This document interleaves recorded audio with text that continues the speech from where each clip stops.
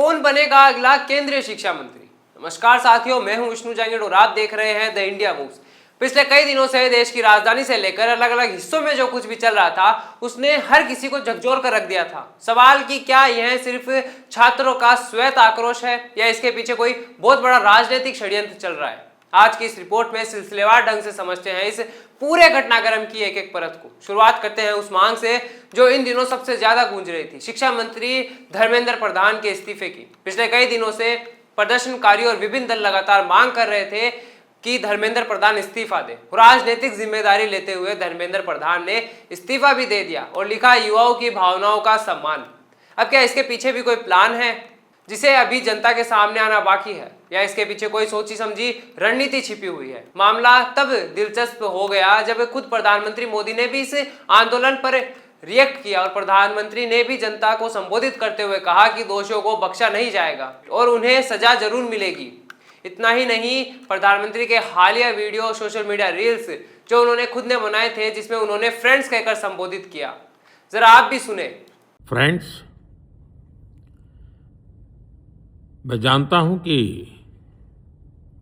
Paper leak ये कोई मामूली विषय नहीं है।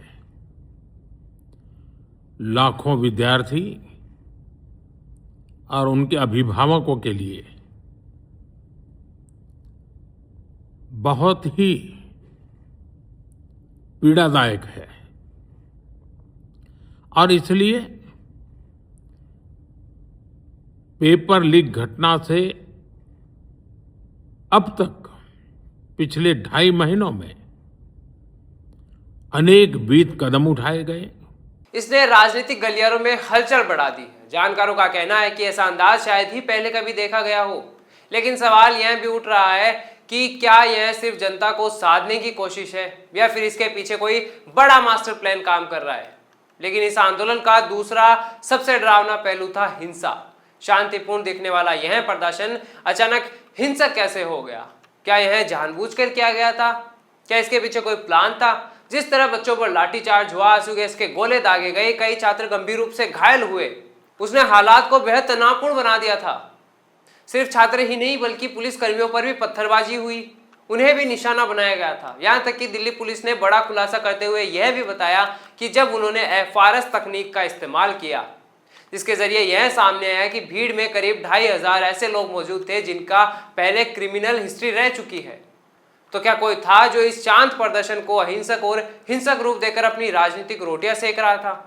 क्या भारत में भी नेपाल या बांग्लादेश जैसे हालात पैदा करने की कोई गहरी साजिश चल रही थी, या वैसे हालात पैदा करने की कोशिश जारी थी?